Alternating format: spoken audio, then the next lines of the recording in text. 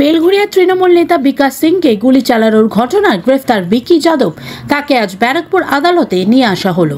এই তৃণমূল ছাড়া কোথায় গুন্ডা থাকবে?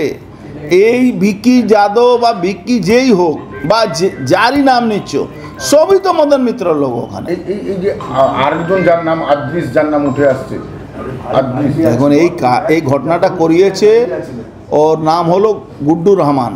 যে দেখবে ওই মদন মিত্র বাইট দিয়েছে, তার পাশে দাঁড়িয়ে আছে। 2 বছর আগে এই গুড্ডু রহমান এই কাউন্সিলরকে মা মাসি তুলে খিস্তি করছিল, অডিও ভাইরাল হয়েছে, টাকা চেয়েছিল, সব করেছিল। এখনও গুড্ডু রহমান ওখানে গিয়ে তাবেদারি করে যাচ্ছে। তো মদন মিত্র কামারহাটি বানিয়ে দিয়েছে বেলঘরিয়াটাকেও।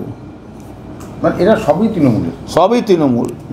লুটছে তৃণমূল, মারছে তৃণমূল, মরছে তৃণমূল, যার লুটছে সেও তৃণমূল। কিন্তু মদন মিত্র কবে কি বলেন, নিজের কথায় কোনো স্ট্যান্ড থাকে না ওনার।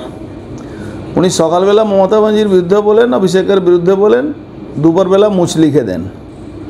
উনি একটা সময় প্রায় আমার মনে হচ্ছে 3-4 মাস আগেই বলেছিলেন কি ওনার প্রাণহানি আশঙ্কা তৃণমূলের লোকেদের।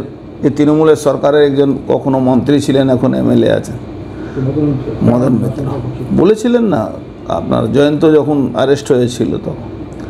তো মদন মিত্র কবে মদ খাওয়া মাতলামি করা কথা বলেন সেটা উনি নিজেই জানেন। এখন ওনার কাউন্সিলর সরাসরি অভিযোগ করছে কি ও খুন হয়ে যেতে পারে, আশঙ্কা করছে। কাউন্সিলরের খুন হয়ে যাওয়ার আশঙ্কা প্রকাশ করার পরেও মদন মিত্র বলছে এটা তার বলা উচিত হয়নি।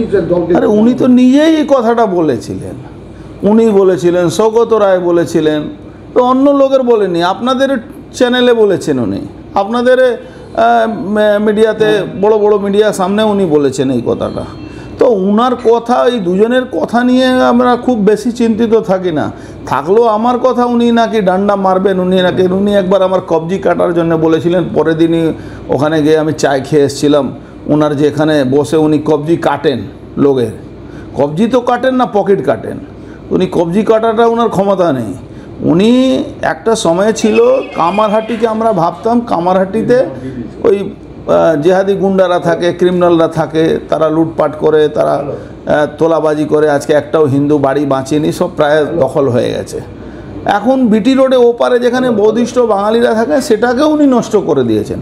সিপিএম যতই খারাপ ছিল কিন্তু মানুষকে কথা বলার ওখানে সুযোগ ছিল, আজকে তো সেই সুযোগটা উনি করেননি। উনি ছেড়ে দিন, ওনার কাউন্সিলাররা ওনাকে পেটাবে, ঘাবড়াবার কিছু নেই। আপনি সময় আসতে দিন, চড় থাপড় মারবে ওই কাউন্সিলাররা ওনাকে। অর্জুন সিং এখানে ঢোকাতে চেষ্টা করবে, সেখান থেকে আমার জন্য তো সারা ভারতবর্ষ আছে। ওনার ওই কামারহাটিয়া বেলঘরিয়া ঢোকার উনি কেন ওনার 7 জন্ম নিলে আমার আটকাতে পারবেন না। অর্জুন সিংকে আটকানোর জন্য মমতা ব্যানার্জি রোজ পুলিশ রেলিয়ে দিচ্ছেন, তাও আমাকে আটকাতে পারছেন না।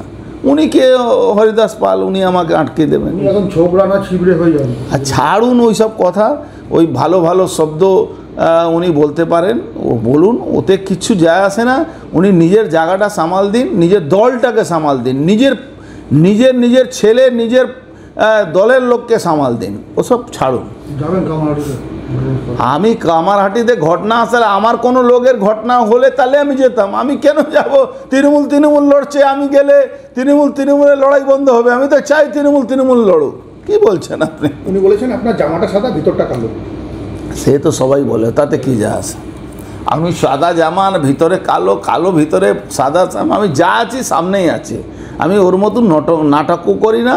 আমি ওর মতন আর কি বলবো, ড্যাশ ড্যাশ ড্যাশ ছেড়ে দিন বললে আমারও মুখ খারাপ হয়, যে শুনবে তার কান খারাপ হবে।